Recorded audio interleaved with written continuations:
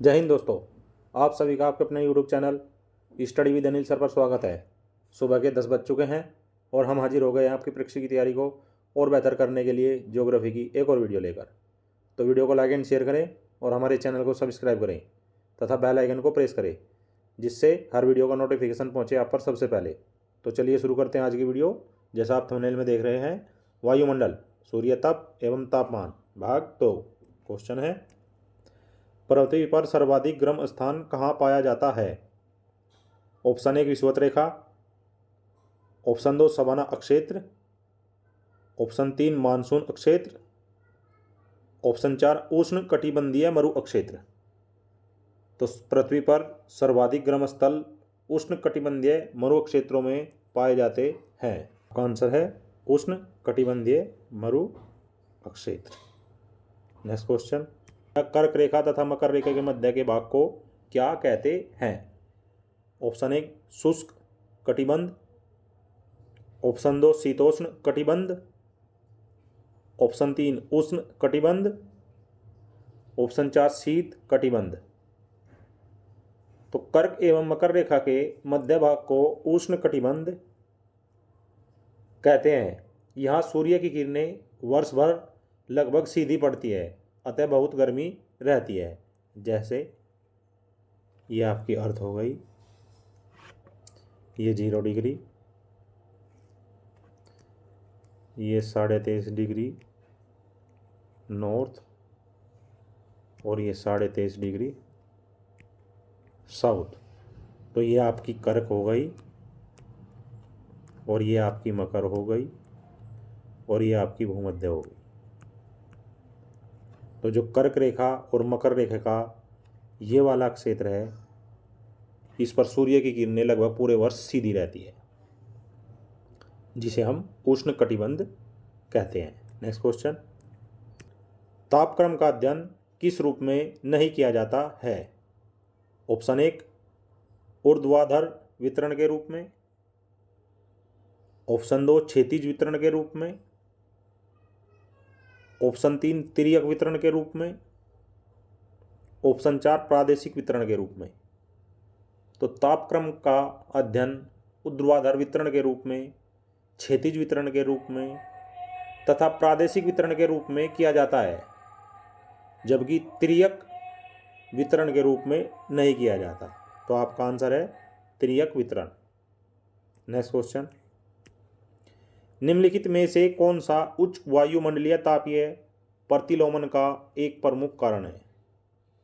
Option 1 ozone gas की उपस्थिति, option 2 पृथ्वी का विकिरण, ऑप्शन 3 गर्म हवा का ऊपर उठना, या फिर ऑप्शन 4 जेट स्ट्रीम। तो उच्च वायुमंडलीय तापीय प्रतिलोमन का प्रमुख कारण ओजोन गैस की उपस्थिति है। नेक्स्ट क्वेश्चन, तापमान विलोपन की स्थिति उत्पन्न करने में निम्न में से कौन सा कारक उत्तरदायी नहीं है? ऑप्शन 1 लंबी ठंडी रातें, ऑप्शन 2 पर्वताकीर्ण घाटी, ऑप्शन 3 तीव्र वेग से बहती हुई वायु, या फिर ऑप्शन 4 स्वच्छ आकाश। तो आपका आंसर है तीव्र वेग से बहती हुई वायु तापमान विलोपन की स्थिति उत्पन्न करने में एक कारक उत्तरदायी नहीं है। नेक्स्ट क्वेश्चन, तापमान प्रतिलोमन के लिए कौन सी उपयुक्त दशा नहीं है? ऑप्शन 1 है शीत ऋतु में शांत और साफ मौसम, ऑप्शन 2 है धरातल का प्राकृतिक वनस्पति में आवर्त होना, ऑप्शन 3 है जब धरातल बर्फ एवं हिम से ढका हो, या फिर ऑप्शन 4 उपयुक्त में से कोई नहीं। तो दिए विकल्पों में धरातल का प्राकृतिक वनस्पति में आवर्त होना तापीय प्रतिलोमन के लिए उपयुक्त दशा नहीं है। अन्य विकल्प तापीय प्रतिलोमन के लिए उपयुक्त दशा उत्पन्न करते हैं। नेक्स्ट क्वेश्चन, निम्नलिखित में से कौन सा एक तापीय प्रतिलोमन का प्रकार नहीं है? ऑप्शन 1 है अप्रवाही प्रतिलोमन, ऑप्शन 2 है अभिवहनीय प्रतिलोमन। ऑप्शन 3 है कालिक प्रतिलोमन। या फिर ऑप्शन 4 उपयुक्त में से कोई नहीं। तो सामान्यतः क्षोभमंडल में ऊंचाई के साथ तापमान घटता है, परंतु इस सामान्य तापमान के विपरीत कभी कभी कालिक तथा स्थानीय रूप में ऊंचाई के साथ तापमान बढ़ता जाता है। इसे ऋणात्मक ताप पतन दर की संज्ञा प्रदान की जाती है। निम्न में जो कार्तिक प्रतिलोमन है वो तापीय प्रतिलोमन का एक प्रकार नहीं है। नेक्स्ट क्वेश्चन, निम्नलिखित में से कौन एक तापमान प्रतिलोमन का एक प्रकार नहीं है? ऑप्शन 1 है वाताग्रीय प्रतिलोमन। ऑप्शन 2 है अभिवहनीय प्रतिलोमन। ऑप्शन 3 है यांत्रिक प्रतिलोमन। या फिर ऑप्शन 4 अक्षांशीय प्रतिलोमन। तो तापीय प्रतिलोमन को 3 प्रमुख प्रकार में विभाजित किया जाता है। नंबर 1 अपरवाही प्रतिलोमन, नंबर 2 अभिवहनीय प्रतिलोमन या संपर्कीय प्रवाही प्रतिलोमन, नंबर 3 यांत्रिक प्रतिलोमन। इनमें अक्षांशीय प्रतिलोमन तापमान प्रतिलोमन का एक प्रकार नहीं है। नेक्स्ट क्वेश्चन, तापमान की प्रतिलोमता क्या है? ऑप्शन 1 है ऊंचाई के साथ तापक्रम में कमी। ऑप्शन 2 अक्षांश के साथ तापक्रम में कमी। ऑप्शन 3 ऊंचाई के साथ तापक्रम में वृद्धि। या फिर ऑप्शन 4 एक समान तापक्रम। तो ऊंचाई के साथ तापक्रम की वृद्धि तापमान की प्रतिलोमता है।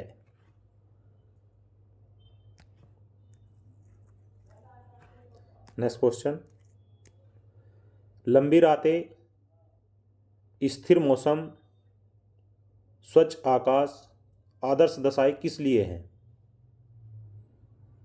ऑप्शन 1 वाताग्रीय तापमान प्रतिलोमन हेतु। ऑप्शन 2 विकर्णीय तापमान प्रतिलोमन हेतु।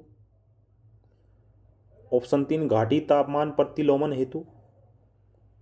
या फिर ऑप्शन 4 अवतल तापमान प्रतिलोमन हेतु। लंबी रातें, स्थिर मौसम, स्वच्छ आकाश, विकर्णीय तापमान प्रतिलोमन हेतु आदर्श दशाएं हैं। धरातल के निकट वायुमंडल के सबसे निचले भाग में घटित होने के कारण इसे धरातलीय प्रतिलोमन की संज्ञा भी दी जाती है।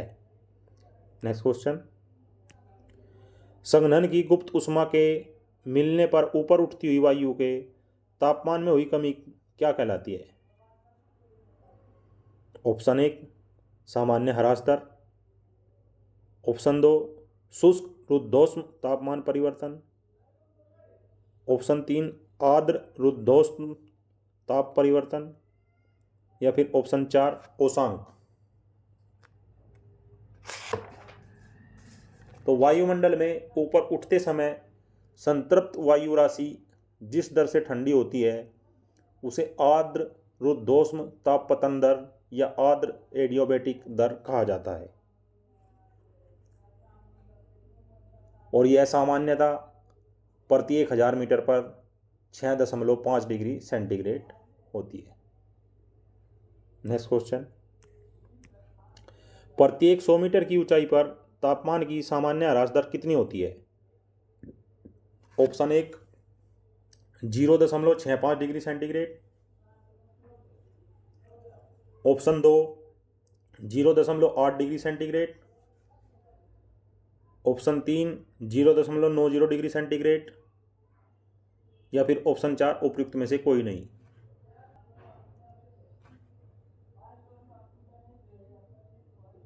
प्रत्येक 100 मीटर की ऊंचाई पर तापमान की सामान्य ह्रास दर 0.65 डिग्री सेंटीग्रेड होती है। Next question,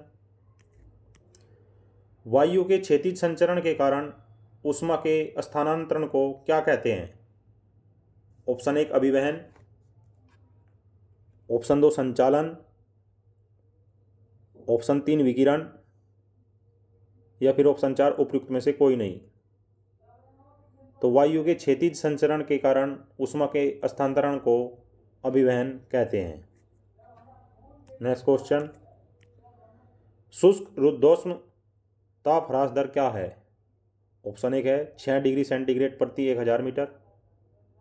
option 2 6.5 degree centigrade प्रति 1000 मीटर। ऑप्शन 3 10 डिग्री सेंटीग्रेड प्रति 1000 मीटर। या फिर ऑप्शन 4 उपयुक्त में से कोई नहीं। जब कोई असंतृप्त वायु ऊपर उठती है तो उसका तापमान प्रति 1000 मीटर पर 9.8 डिग्री सेंटीग्रेड या लगभग 10 डिग्री सेंटीग्रेड प्रति 1000 मीटर की दर से कम होता जाता है। इस ताप ह्रास दर को रुद्धोष्म ताप ह्रास दर या शुष्क एडियाबैटिक दर कहा जाता है। नेक्स्ट क्वेश्चन, ठोस स्थलीय धरातल में ऊष्म संचार का एकमात्र साधन निम्न में से कौन सा है? ऑप्शन 1 चालन। ऑप्शन 2 अभिवहन। ऑप्शन 3 संवहन। ऑप्शन 4 विकिरण। तो ठोस स्थलीय धरातल में ऊष्मा संचार का एकमात्र साधन चालन है। इसके अंतर्गत एक अणु स्पर्श द्वारा दूसरे अणु को ऊष्मा प्रदान या ग्रहण करता है। तो दोस्तों, ये थी आज की video. I hope this video will very helpful to preparation your examination. So friends, comments box में कमेंट जरूर करें। जय हिंद, जय भारत।